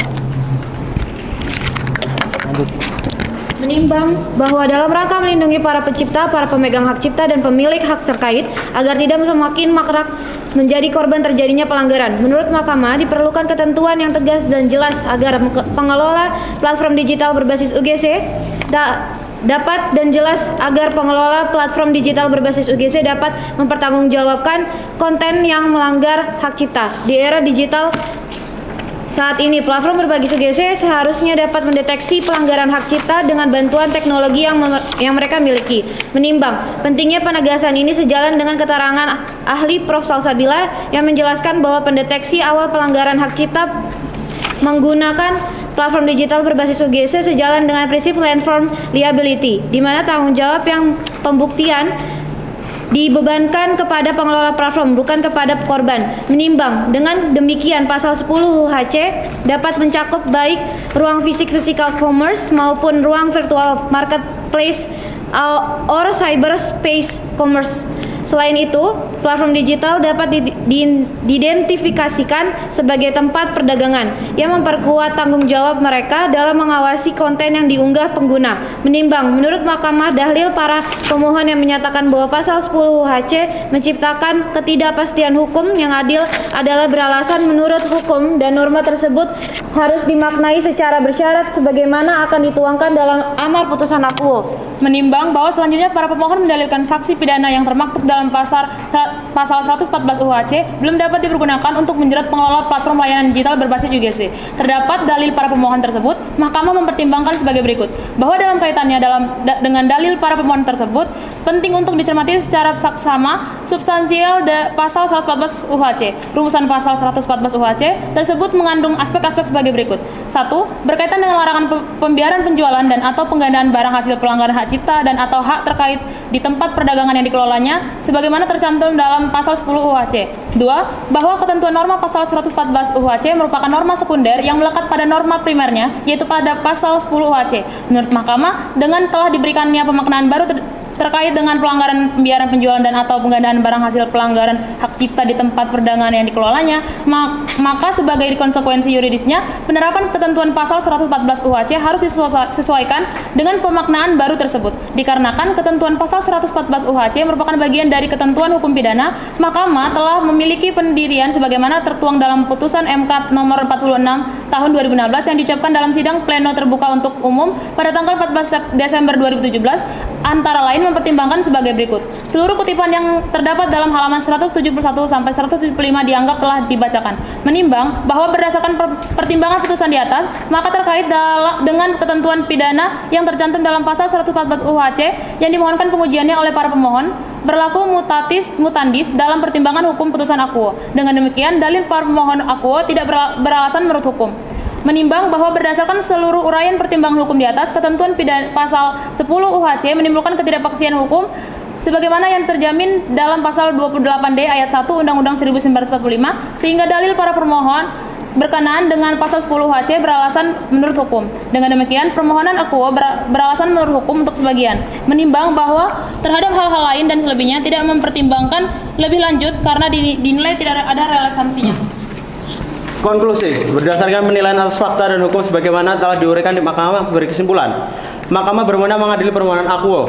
Para pemohon memiliki kedudukan hukum untuk mengajukan permohonan akuo. Para pemohon beralasan menurut hukum untuk sebagian. Berdasarkan UUD 1945, Undang-Undang Nomor 24 Tahun 2003 tentang MK sebagaimana telah diubah terakhir dengan Undang-Undang Nomor 7 Tahun 2020 dan seterusnya dianggap dibacakan.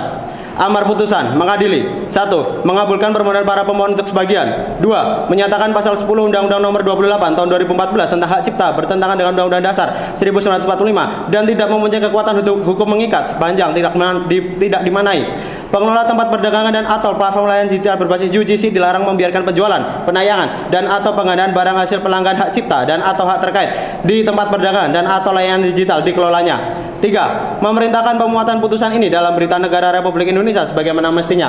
4. Menolak permohonan para pemohon untuk selain dan selebihnya. Demikian diputus dalam rapat permusyawaratan hakim oleh 7 hakim konstitusi pada hari Kamis tanggal 22 bulan Februari tahun 2024 yang diucapkan dalam sidang pleno MK terbuka untuk umum pada hari Kamis tanggal 29 bulan Februari tahun 2024 selesai diucapkan pukul 11.37 WIB oleh 7 hakim tersebut dengan dibantu panitera pengganti serta dihadiri oleh para pemohon atau kuasanya dengan Dewan Perwakilan yang atau yang mewakili dan Presiden atau yang mewakili. Demikian saudara-saudara para pemohon, pemerintah dan DPR atau kuasanya atau yang mewakili. Kemudian untuk salinan akan dikirim melalui email masing-masing, email para pihak setelah selesai pengucapan putusan ini atau selambat-lambatnya 3 hari setelah persidangan ini. Baik, sidang selesai dan ditutup.